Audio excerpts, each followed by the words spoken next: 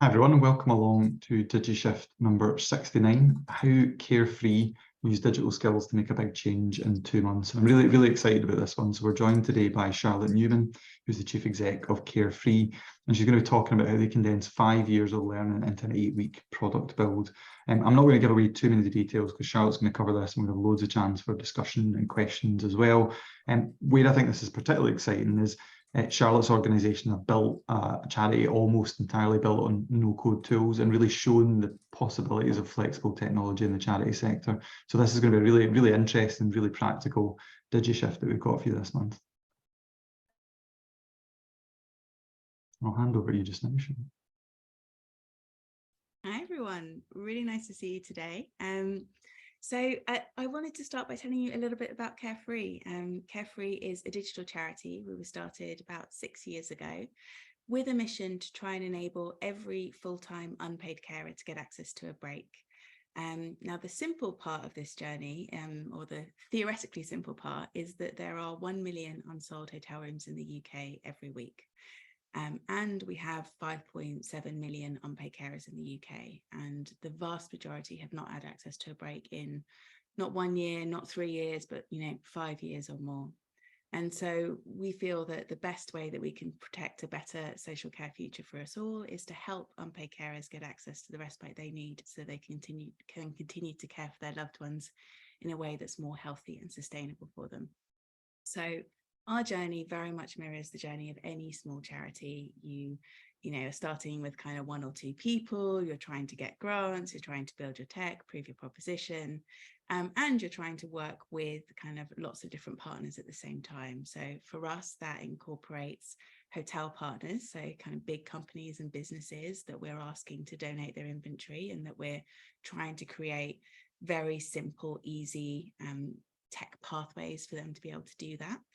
Then community organisations, so local carer services, local authorities, NHS trusts, so that they can refer unpaid carers to us. Our own verification tools, so that people can, if they're somebody who carries caring responsibilities but isn't connected to a carer service, can actually self-identify and refer themselves into our service. And then, of course, we have a breaks hub, which is the platform where the carers can choose a break of their choice and place a request with the hotel to get access to that break, and lots of internal staff management apps. So in reality, we have this kind of situation of having to do what most companies would have a technical team of 20, 30, 40 people to do, with 1 CTO, 1 CEO, 1 freelance software engineer, 1 freelance no-coder, and then, a couple of extra people that do different parts on the hotel side, the customer service side, the community partner side, in terms of that day-to-day management. So very small organization. However, we have been punching above our weight, and we developed a corporate partnership with a tech startup in the travel tech space that had won lots of awards in 2022 because we had used their open distribution API to enable hotels to easily connect their inventory into our platform. And at the time, we were using a code-based platform that we'd built ourselves, which was actually a bit of a heritage product for us. Very difficult to change. If anybody's had any experience of trying to build something from scratch with software engineers and different coding languages and managing Jira tasks, you'll kind of understand the pain of what it is to have, a front end and a back end kind of custom built product that you've had. And Carefree had been trying to lay the groundwork to switch to more of a no-code setup for the last couple of years, because we felt that it was going to be much more sustainable for our organization, much easier for us to be able to make changes in-house. But I guess the middle road of that was finding this tech partnership so that we could still run our custom-based breaks hub, but have somebody else carrying the load of the hotel inventory side. Now, being a startup that's kind of going through its own journey of trying to find where its product market fit is, that startup unfortunately gave us a little bit of notice, like 1 month's notice, that they were actually going to be changing direction on their product. And at this stage, Carefree was live with a breaks hub with, we were probably at about 8,000 users at that point. And yeah, I mean, essentially, like when they turned off their API, you know, our whole breaks platform was going to go dead. So, you know, I guess my role in that journey of trying to navigate the organization through this is, you know, comes in many different colors. You know, firstly, you're trying to calm the team down, make sure that everyone feels like this is a challenge we can get through. I was very quickly working up an alternative resourcing plan for the organization. So, you know, going into 2023, I'd, you know, mapped out, you know, here's the staffing plan, the different roles we want to hire, you know, had a kind of fixed team in place. And this change, you know, would inevitably mean that we were going to have to change a lot of how we delivered our operation, and that we were going to need a different combination of staff to do that. So, you know, we had almost two parallel processes going on at the same time. One was me trying to make sure that, depending on the solution that we had come up with, which was going to be a no-code based solution that I'll kind of walk you through in a minute. And the second piece was, you know, I guess taking advantage of any opportunities I had to change who the team were going to be. So some of that was with the startup company changing its direction. They'd let some of their staff go. We immediately hired somebody from within their organization who could help us to map out parts of the work that they were doing and to operationalize our kind of customer service journey. So we took talent where we could get it. The second thing was, once we'd settled in on what kind of no-code platform we were going to build, and we were going to use a product called Glide, we kind of, you know, went and kind of hired a Glide specialist to be able to help us do this product build on a freelance, fairly low cost basis. The second thing was, you know, the organization just hitting into 5 years old. I had a few members of the team who had kind of been there for about 3 years and were transitioning. And so, you know, with people handing in their notices, it gave me scope to kind of hire a broader range or a different combination of positions as well. So very quickly within the process, we had kind of basically changed the entire face of the team. I mean, we were only a 4 to 5 person team, and so it became 6 to 8, but with people in different staff roles.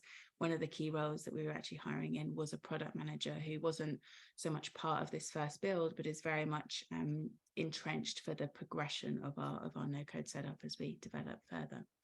And the second piece was getting started on the build as kind of quickly as possible.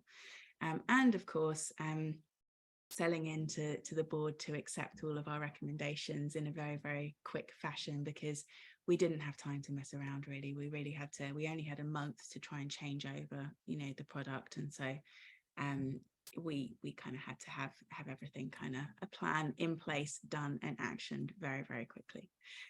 So what I'm going to show you now is kind of what we built, and I think that will lead kind of a bit more of a segue to some of the questions for you. So I'm going to start sharing my screen.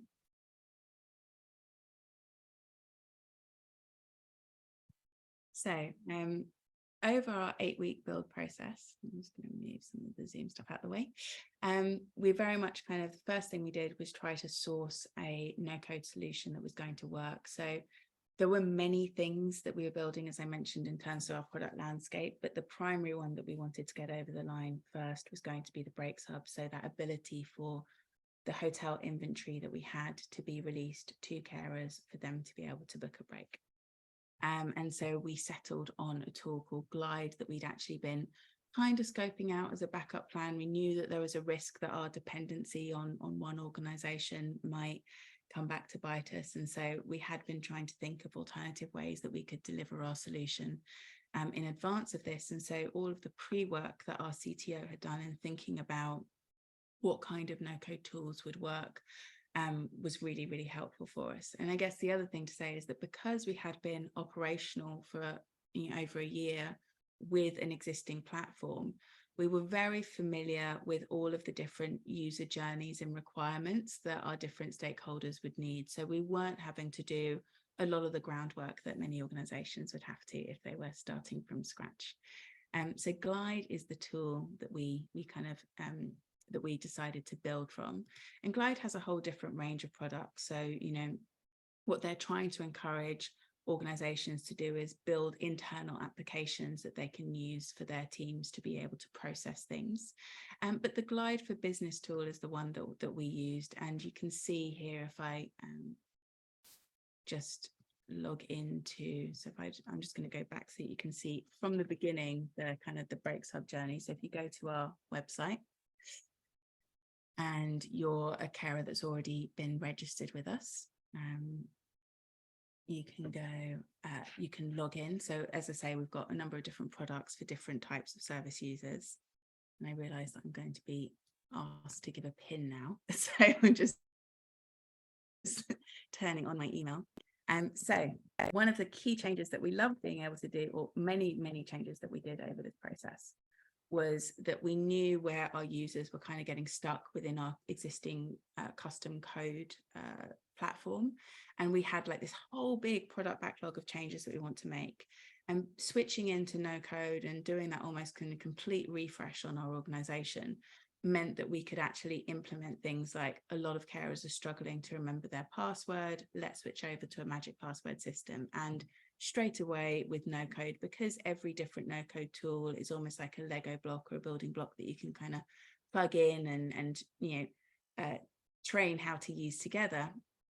We basically plugged in all sorts of new functionality that made it much easier for carers, you know, who tend to have, you know, low to medium digital literacy, to be able to just kind of walk themselves through a process really quickly and easily. So I'm just going to check my email for the PIN.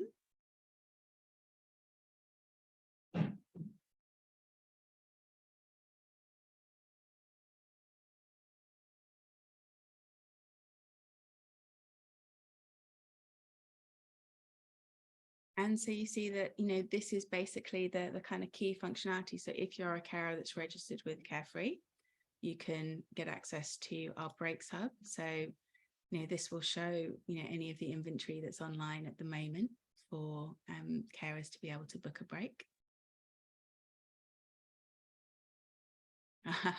It's telling me that I was doing a little test run on the bookings before we started.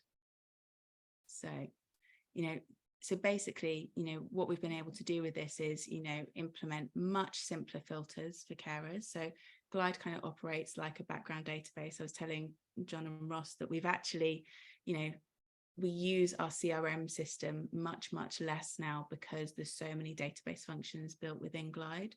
So you can kind of search by region, by month, and then when you kind of click into a hotel, you'll be able to see its availability,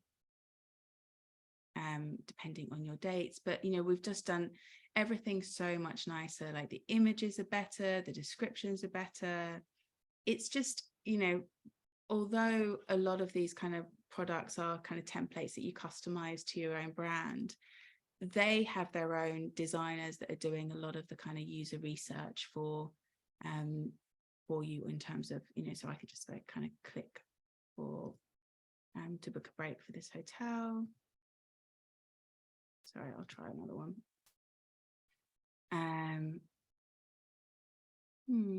Anyone got any preferences? Have a look at Winchester.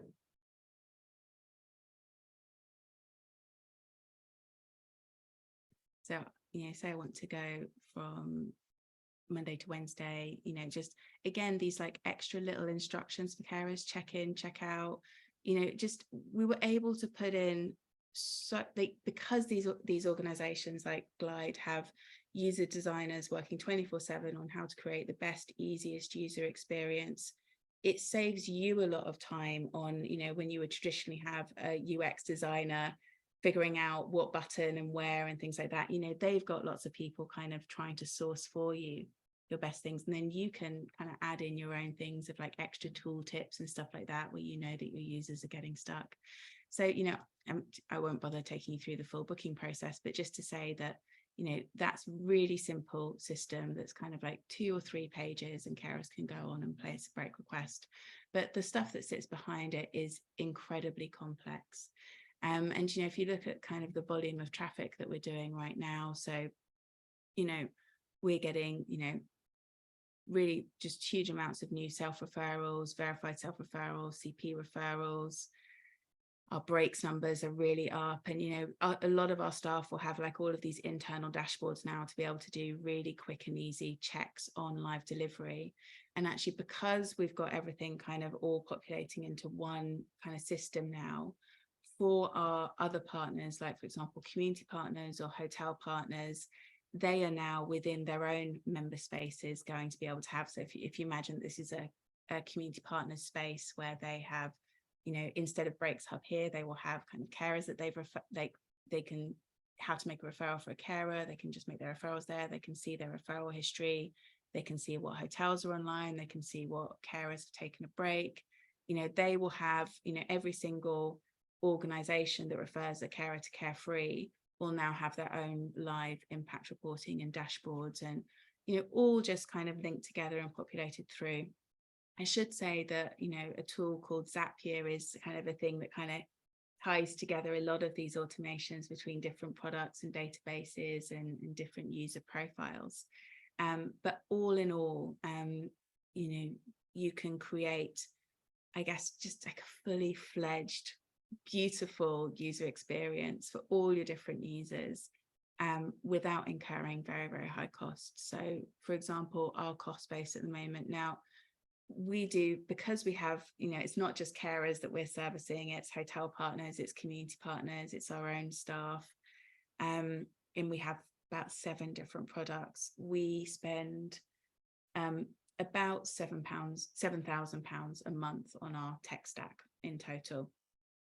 But that's tech stack plus the freelance kind of no-code engineers that work with us and things like that. So it's a combination of software licenses. And I should say that some of our software licenses are, for example, expensive products that you may not need, like Intercom. So Intercom over here, is kind of a very advanced customer service tool where your users can search for help articles. They can kind of see news. They can kind of send a message to your team very quickly. And Intercom has a lot of extra functionality to do with, it's called Intercom Series, but prompting people through pathways. So for example, if a carer decides to sign up with Carefree, but they only enter the kind of their first details and they don't follow up by submitting their proof of identification, Intercom will have logged that they have kind of started to create an account, and then we'll send them a reminder by text or by email and stuff like that. So we've actually, because we're at about 11,500 users now, but we're trying to get up to 20,000 users by the end of the year. So, we need very complex kind of expensive tools like this to be able to do that scale journey. But that's not, it's not going to be everybody's requirements. But I would say that kind of Intercom is like one of the more expensive baselines of our organization. However, it saves us a huge amount of money in another way, because instead of having, a very large customer service team, we've got about 2 people. Instead of having lots of kind of engineers and things like that, we're also able to plug in a lot of marketing functionality without having anybody in a marketing role within the organization. We're still only a team of 6. So, yes, we spend like quite a high level on what our tech stack is per month, but that's also money that's not going into other kind of quite like bigger expense zones of the organization. So that's where we get a bit more, and the economies of scale will continue to grow. So final thing for me is I just wanted to highlight a couple of websites to you. So Product Hunt is a really good website for trying to search, different tools and options that might be good for you in terms of plugging into your operation for different things you want to do. So for example, I typed in volunteer management earlier, and then, it's just bringing up for me all sorts of different organizations, like different products for volunteer management that you could potentially plug and play into your operation. And then there's another site called MakerPad, which is really a great place to source people who can help you to make a product that kind of goes together. So it, whether or not you're trying to do something with Airtable and Zapier together, or Webflow, or, there'll be lots of different user case studies here. There'll be education courses on how to use these tools. and kind of people that you can also kind of hire to be able to kind of do some of this stuff for you. But really, those two sites, Makerpad and Product Hunt, are such a gold mine for anybody looking to explore no code within their journey. I'll stop sharing now so we can move on to questions. Thanks very much. That was really great. It's really great to hear some of the detail behind the change and how it all works. While I'm talking, if folks have questions, you can pop it into chat and then we'll get to you when we get to you, but we'll maybe kick off with a couple of questions. I suppose one thing I was thinking about is, it sounds like you were a kind of digital first charity anyway, so that was always part of your DNA. And do you feel like it made a big difference to have some good product expertise within your team to help make the change that you needed to make so quickly? It's really funny, and I guess like one of the funniest stories is that when we started to try and hire, you know, a digital team. So we were part of the National Lottery Fund. They had a digital fund about 4 years ago. It's just come to. And so I, you know, immediately put online 3 job descriptions. One was for product management, one was for operations manager, and something else. And nobody applied really for the product manager role, or people that applied for the product manager role were like clearly not right for the organization. But, you know, for example, the person who's now our CTO had applied for the operations manager role. And so what I was actually looking for was somebody who could understand the basic tenets of my digital strategy for the organization, which was, we've tried going down the custom code route because that was what we were kind of instructed to do by advisors at the time when we were starting out, and that is just not going to work for the organization. But, you know, I was a very early adopter of something called Airtable. I mean, like really back in the day when Airtable was starting, I kind of tuned into what was going on, and I always listened to a lot of, I guess, like American startup podcasts and things like that, you know. So I was kind of really scanning the no code scene and understanding that was going to have a lot of potential for application within the third sector. And so I guess, you know, John, when you say about, you know, having digital skills in the organization, I would say that we actually built those digital skills within the organization by not necessarily hiring people that had those digital skills to begin with, but kind of having a vision of what we wanted to achieve and finding people who we thought would be up for learning how to do it. And it's a big joke in our team of like, generally with Carefree, it's like we kind of get an idea of, you know, what you need to do to be able to achieve something, and then we'll YouTube how to do it, and then we'll try and do it, and we'll just so you'll work it out. Because another thing, I'm going to ask a few questions if that's all right. So another thing is, because I was surprised at what volume of places to stay was on there, and I presume that hospitality partners are just adding that automatically, so you're not like manually reviewing stuff, it's just kind of gets fed straight into your site. Is that right? Well, actually, that's a much more complicated question. So okay.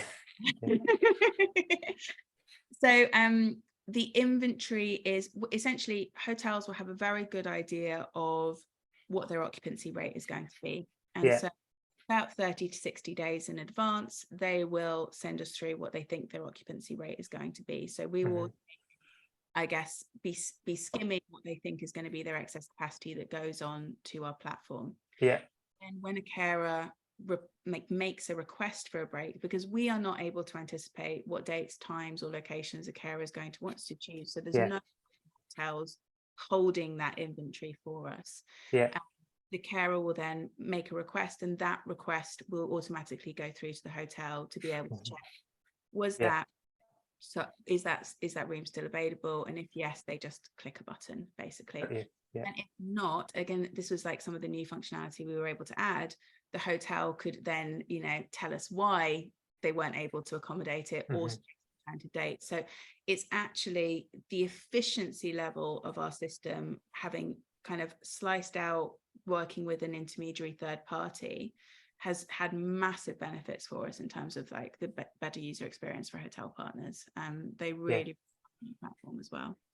And I guess the other thing that struck me just looking at it was like the user interface for a carer is like what you do if you're booking something online. You know, it's not a kind of bureaucratic process. And I suppose that was probably always part of your vision, is to give people that easy experience. Would that be right? Yeah, absolutely. And I would say that the kind of, there is something about personalization, and one of the things that I'm finding kind of as we apply for grants within the charity sector is that people kind of assume that if you're doing digital service delivery, you're not delivering a personalized service. Yeah. And actually, we've done a huge amount to make sure that, you know, within that breaks hub, you know, it will immediately say, hey Charlotte, hey Sarah, whoever. But within the intercom experience, our customer service team are very much watching everybody on the platform at any point in time. And so any questions are immediately kind of fed back. We know everything that's going on with every care booking, and we offer, you know, as much assistance as they need to kind of to help them with that process. So in some senses, we believe we're trying to do the best of like a hyper personalized service that is automated to be really efficient. Yeah. On the user experience, they feel like very closely connected to us and kind of and Carefree and what we're doing. Yeah. That's good. Ross or Maddie, or does anybody have any questions? The chat's gone quite quiet, but I'm hoping somebody, Janina, you chipped in to say you love Product Hunt. I wonder if you wanted to say a bit about how you used it in your organization. I let's see, you might be on mute still, I think. Sorry, I was making an omelette. Okay, I was no problem. in that video. I've just Yeah. finished it. It's fine, and I'm on my phone. I've got to dash Alright. to an in-person meeting in a minute. Okay, sorry to grab you out of the ether, it's but it was okay. just a question. Yeah, for Product Hunt, I really use it mainly for personal things. So there's, I've found it about last year maybe, and I think one of the things that I love from it is, so I use it for personal, not for work. I use a website called lifeapp.io, which is like a workspace kind of immersive experience. So you choose your background, you choose your music. It's got a Pomodoro timer, tasks. I use it for that. And it also, I use it for a similar website called lo-fi.co. I found out about that from Product Hunt.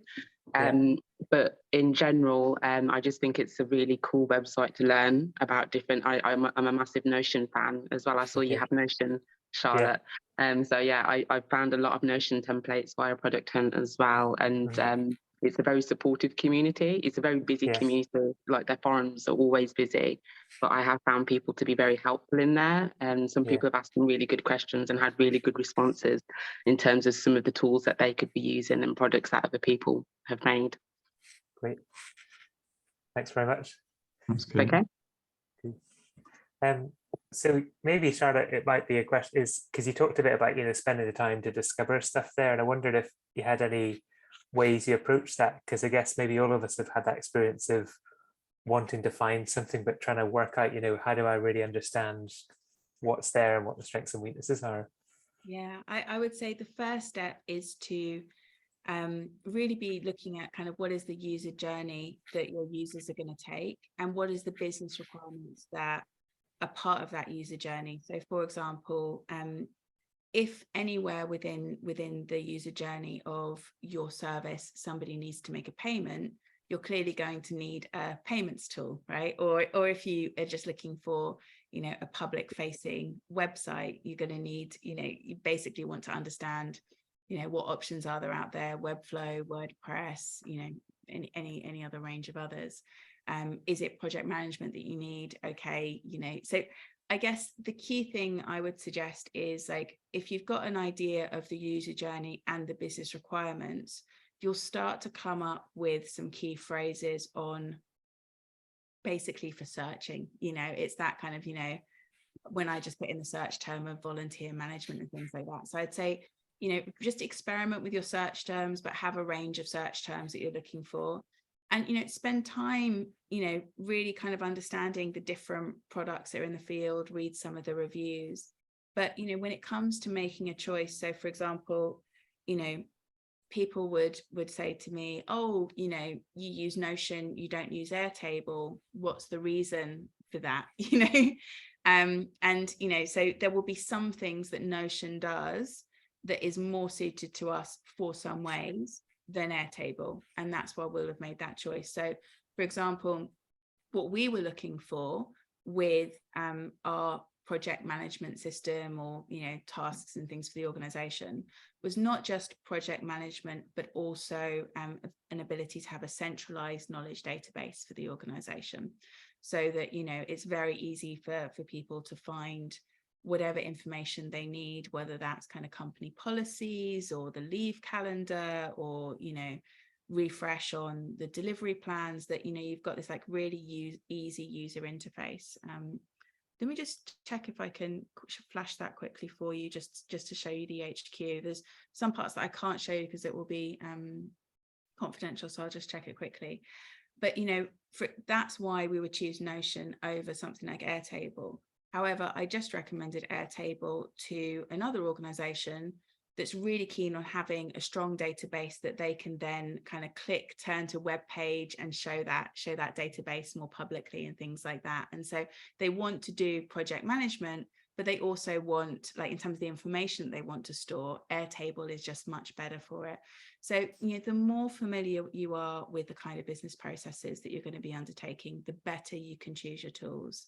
And also, don't be afraid to switch. You know, we have gone through so many different combinations of things, and, you know, there's a big sense, you know, a lot within the community tech movement, you know, there's a focus on the community being able to own their own tech, and I kind of disagree with that. You know, I feel that you need to own your own roadmap. You know, you need to understand what you want to achieve and then bring all the different elements in on like how you want to achieve it. But, you know, there is absolutely no point in a small organization like ours trying to build a volunteer management, you know, functionality. We can just off the shelf plug and play something in from somebody else. And I just think that, you know, if we want to free our organizations up to kind of, I guess, spend the time being human with our service users, and, you know, then you want kind of digital solutions that enable you to kind of get much more face-to-face time with your service users and keep your staff workflow kind of really organized and easy. Great. I think Maddie had a good question on the board perspective, and then maybe after that, I think Ross has a few, so go for it, Maddie. I was just wondering, as a board member, Charlotte, but also doing a lot of work with charity chief execs and understanding how sometimes the board can be a bit of a problem when it comes to making these decisions. I was just wondering if that, because you said it had to happen in a kind of a short space of time, was that sense of urgency helpful to them just going with the decision, just saying, right, let's do it? Because I kind of work with chief execs who, if the board has too long, they then start to think about, oh, but what if, and then they then get the fear, and then it's do you know what, maybe next year we'll just muddle on, and then it's kind of gone. So how much did that help, Charlotte? Yeah, no, it absolutely did. I think that because we've been a startup charity and we have about 5 board members, you know, same as we have about 5 team members, you know, kind of just gone up to 6, but they are actually like very close and hands-on within the operation. And so what was very good about that is I could explain my rationale and my reasoning and why I thought X and Y. And I did do, you know, kind of, I guess, like presentations, you know, like I did do, you know, like I had like, you know, here's a slide deck on how I think we can get through this, you know, but I did, and I had a range of one-to-one conversations. And so it was very, you know, it's very confidence building for me that, you know, there was these kind of emails going around on like, yes, thank you, fantastic plan, X, Y, you know, just engagement. I think there was a real sense of like, they saw their responsibility as being there to also like psychologically support the team through a very difficult phase and process. And, you know, I think our CTO probably worked round the clock for those 2 months. It was, you know, and my stress level and quality of life through that period was also, you know, pretty dire. And so, you know, I think what I love about the way that our board responded was that they actually really tried to take care of the team, you know, through that process, and totally saw it as like, this was nothing we could have done about the situation, and we were so focused on fixing it, and they loved our energy about trying to fix it as well. Thank you. Ross? Yeah, I had a few. I mean, there's a couple you've answered already, actually, that I had on my list, and particularly around, I guess, the kind of difference between no code and open source or community-owned tech. And yeah, I mean, I kind of agree that, you know, there's sometimes a fixation on open source in the third sector, and I think there's good reasons to work with that, but sometimes actually no code is going to be a better pathway for your charity. I'm really interested in, so you're working with freelance specialists, and what, I guess, the decision was in your organisation about trying to bring people in-house versus working with freelancers, and where you kind of got to in that, or what the future looks like for that. Yeah, I mean, a lot of this is determined by there being a real talent shortfall within the UK, actually. So, you know, many of these no-code software companies are being developed in Europe and in the US, some in Australia, and some in the UK. But overall, we do not, in the way that you would have software engineers that have done computer science, gone on, learned Java, whatever other programming language, C++, you know, the tech industry in the UK has basically, in terms of that tech talent, is very much circles around the way in which the tech sector evolved, which was through kind of these big companies that were having big teams of engineers to build lots of, you know, big products and services. And no code is, I guess, this kind of has been the disruptor within the software industry, where, you know, actually in, you know, things like Airtable, it was founded by Howard Liu, who kind of used to be at Salesforce and then wanted to create something that was much more tailored to small businesses. And, you know, these no-code companies are really like have been disrupting the software industry themselves. And what you tend to find with the gig economy and create, like, kind of like you have the creator economies within kind of the digital space, the gig economy around no code tends to be that you have experts in, for example, Glide or Airtable or MemberStack or Webflow. And so, you know, you are almost forced into a situation of having to work with freelancers to develop something, because, you know, there isn't somebody who's looking for a full-time job to do that. Now, what I would say is that, you know, an organization like Carefree, I mean, we've massively reduced down. I heard Joey, our CTO, say yesterday in a meeting that, you know, we used to have 30 products that made up the ins and outs of our self-referral pathway, and we've now taken it down to just 3 products with this process that we've been able to do. Also because new products have hit into the market, you know, in the time since we first built that product. And so it's a very changing space. And so part of no code is that you adapt and change. You use Product Hunt to keep an eye on what's new coming out, and do you kind of change over your interface.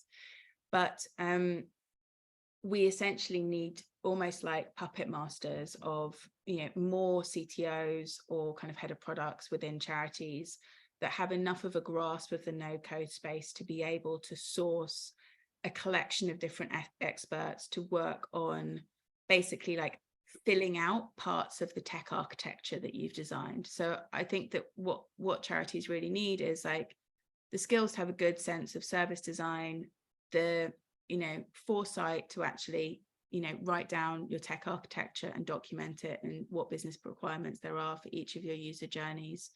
And then in terms of the fulfillment of, you know, each of those technical and product requirements, that, you know, you've got somebody that's lining up, you know, what works. And so, you know, there's a lot that our CTO kind of jumps in to fix himself, because through watching the engine, like through watching our Glide expert, he's kind of figured out how he could do some stuff.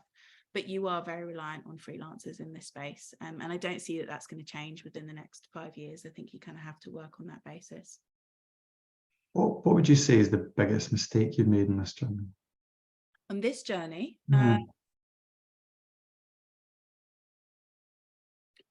the big thing that we underestimated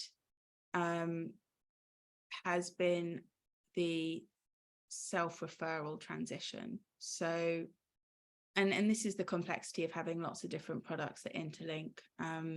But we were great at getting the Breaks Hub online, but, you know, it kind of blew out I guess the rewiring or the moving away from our CRM system and all that sort of stuff blew out everything for us in terms of our internal project management systems and our internal data capabilities. So, you know, the team is kind of in a mess over, or has been in a mess over, okay, Charlotte wants to know how many breaks did we book this week? Where's she finding that? You know, until we had like more things lined up. So actually, I'll just quickly in 2 minutes flash the new project management system and things that we've just launched, because we did just put this online last week, and that has, it's almost like we're now stepping into the change of kind of fixing that, and everyone's just feeling so relieved.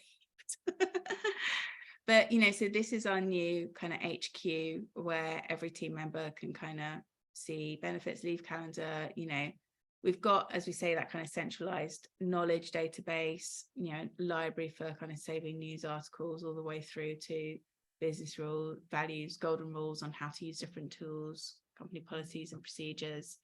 And then Shireen, our new operations manager, has established this new Carefree project system. So we've worked on the basis of NCTs. So I think people are quite familiar with OKRs.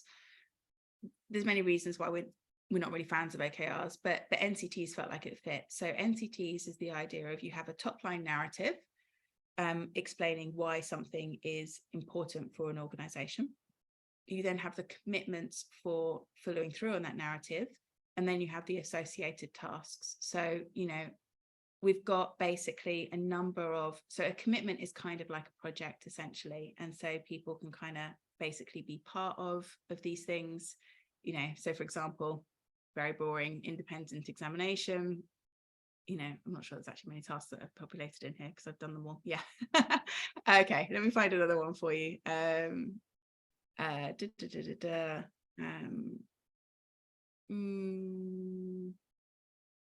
to figure out what won't have too much confidential stuff in it. Board meetings, I'm preparing for a board meeting next week. So, you know, basically, like, I've got all of the tasks assigned, you know, important documents, everybody in the team. So, and then people can see their own stuff really, so they can kind of search through and be like, okay, whether they have their own filter for or view for what projects they're working on. So this was kind of Joey's request to kind of have his own, okay, these are all the different things that I'm working on, where my tasks are going to be coming from.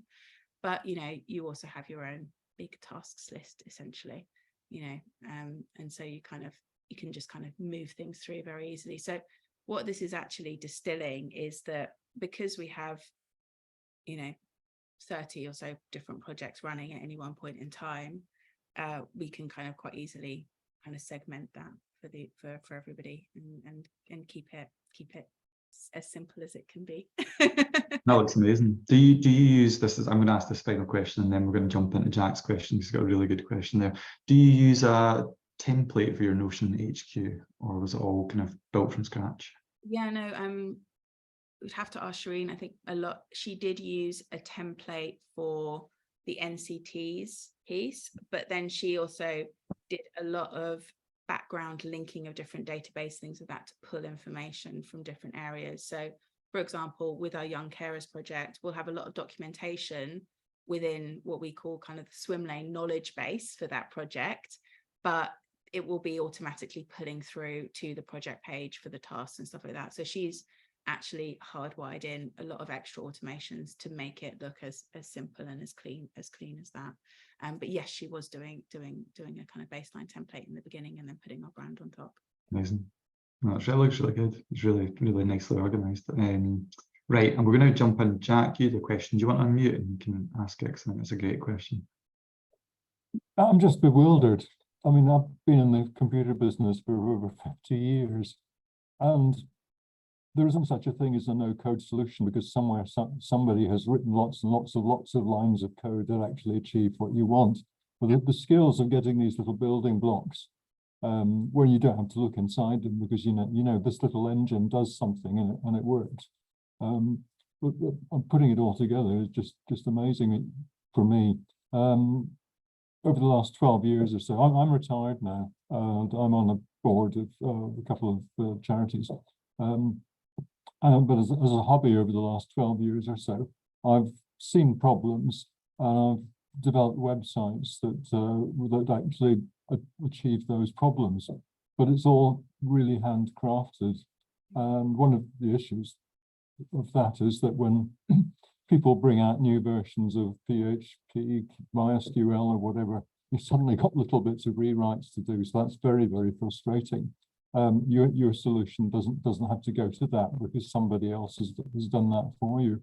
But the whole, where did the original idea of your business come out, and how was it costed, and what are the running costs of the whole system? And if you're looking at one particular product, perhaps there's another option there. Does the actual cost of those, or the initial cost and the running costs of those products make a difference as to what you decide to do? You can answer that in more than one word. Yes, we are always having to choose in terms of, we've got basically Joey, our CTO, has a ceiling budget of £5,000 a month to spend. So, whatever functionality we're trying to deliver, he has to find a combination of tools that fits within that, basically. And just to put that in context, a software engineer might cost £60,000 to £80,000 a year, and you'd need more than one of them. So it really, when we say £5,000 a month, it is value for money, essentially. In terms of the broad scope of running costs for the operation, so our turnover last year was about 480,000, and yeah, I would say it depends on if you count in kind of CTO costs and staff costs, but we spend about a quarter of that on tech, essentially, if you're counting in staff as well as software licenses and things like that. Now, one of the things about Carefree is that we are leveraging gifted accommodation from the hospitality sector, and so every break that we deliver is valued at about £250. Tends to be more, but we just kind of lowball it to 250. And so, for example, this year we've done 1,500 breaks so far. So we've mobilized £375,000 worth of gifted accommodation this year, and so far we have spent 300,000. So we're outpacing in terms of like the amount that we're mobilizing for the care sector through this gifted accommodation is now higher than what our baseline operating cost is. And the bigger picture of our business model is to be really, really, really multiplying that outpacing. So we hope to do 4,000 breaks this year. That will equate to £1 million worth of gifted accommodation. Our overall cost, because we are trying to hire more people just because of the volume of service users that we have now and the increasing complexity of the operation, will probably be at about 650,000. But you'll continue to see like really great economies of scale for our organization. And it doesn't, we've jumped from, 2,000 service users in the beginning of 2022 to 11,500 now. And our cost base has gone up by 100,000, so we're not, that's another way in which, again, we know that we're going to be continuing to deliver, value for money, in terms of, how we continue to expand the process. Have I answered your question sufficiently, or is there any more elements, Jack, that I can? Where are you getting the actual funding from that it isn't coming from the business, as it were? Yeah, so we are a registered charity, and the baseline of our funding has really come from a handful of sources. So we have some social investment from the Postcode Innovation Trust, and we charge £25 every break that we facilitate. Part of that is also to guard against no-shows and carers actually kind of showing up for the breaks. But so that social investment is taken against that earned income stream that we are paying back over 7 years. We were also supported, it's just come to an end now, by the National Lottery Fund digital grant, and we had 2 or 3 other grant funders that basically have given us kind of funding for more than 1 year. But overall, we've had a very small base of funders, and I would say a huge amount of difficulty in securing funding. We've really come up against the lack of digital funding within the social sector. Also, when you're doing something in a different way, people don't tend to trust what you're doing. So, we find that we've been turned down by pretty much every fund for supporting carers, despite actually how many carers we're reaching and what we're doing being incredibly valued by them. It just doesn't seem to count. So we've really, certainly, coming off the back of the pandemic, we were in a very difficult situation of, well, we're going to be able to keep going. And, last year was a rough year for us. And what are the hotels getting from providing this service? So a few things really.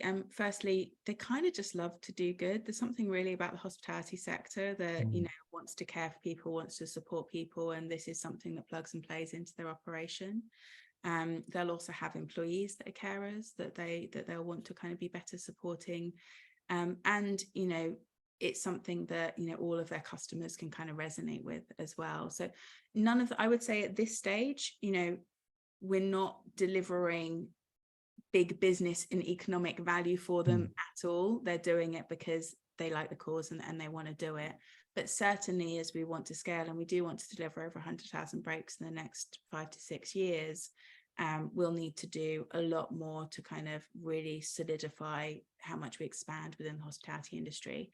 And again, that's quite difficult for us to fundraise for, because a lot of funding is like, how are you working with the beneficiary or the direct beneficiary impact, not the work that you would be doing with the business sector to deliver the kind of systems change that we're trying to create. Thanks, Thanks so much. Thanks. Thanks for those great questions, Jack. They were excellent.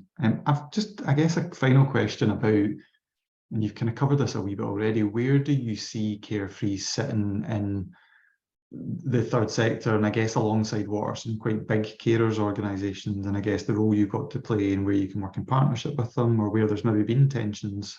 And you mentioned some of that through the funding already. Yeah, I think we had always wanted to design what we would term like a joined up social intervention and create more joined up service delivery. So we actually have 120 community partners that are referring carers through to Carefree on a daily basis, and that will be so and also in doing so, we're giving them a leveling up in terms of like the digital infrastructure that they have to be able to get their carers more easily connected to support. So I would say almost at a grassroots and a local level, we've been really, really effective in, I guess, the collective impact that we can achieve together. But it is much harder in, with the bigger organizations within the carer space of, them accepting you or promoting you or including you and things like that. And yeah, I think that's something that's been quite disheartening for me, is when you are achieving actually quite massive change on the key issue of carer breaks, to be kind of ignored in the public discourse because you're not included in certain reports or research or things like that. It makes you feel quite invisible, and that's a bit hard. That's hard. In addition to that they really do have a hold on so much of the funding within the space as well. Thank you for being so honest there, Charlotte. I know it would have been easy to dance around that issue, but I really appreciate that. John, any final thoughts from you? No, it's been like really interesting. I think what struck me is that vision of giving carers that really good experience about it's easy to do, but also because what you're doing is scalable. If you get much more offers and inventory from the hospitality sector, you can kind of accommodate that, which is, I think, often trips at voluntary sector organizations. You get to a certain size and then you have to reset your model because you can't cope at that scale. So it's really interesting to see you working stuff that will accommodate scale as you go along. So fantastic. And also just grateful for you to kind of be willing to go into the ins and outs of it, because there's a lot, under the simple proposition, you've got a lot of hard work going on. So it's really interesting to hear about that. So thank you very much. Yeah. And our CTO Joey would be very happy to do a follow-up for you on all sorts of the no-code bits and pieces as you like as well. Brilliant. Wonderful. Thank you so much, Charlotte. Yeah, I think that's a really good point, John, about like it's a lot of hard work to make something feel so simple for the end user. Yeah. Yeah, it's brilliant. It's really good. Well, thank you for inviting us, and yeah, take care, everybody, and see you soon. Thanks, Charlotte. Thanks so much. Thanks. Thanks, everyone.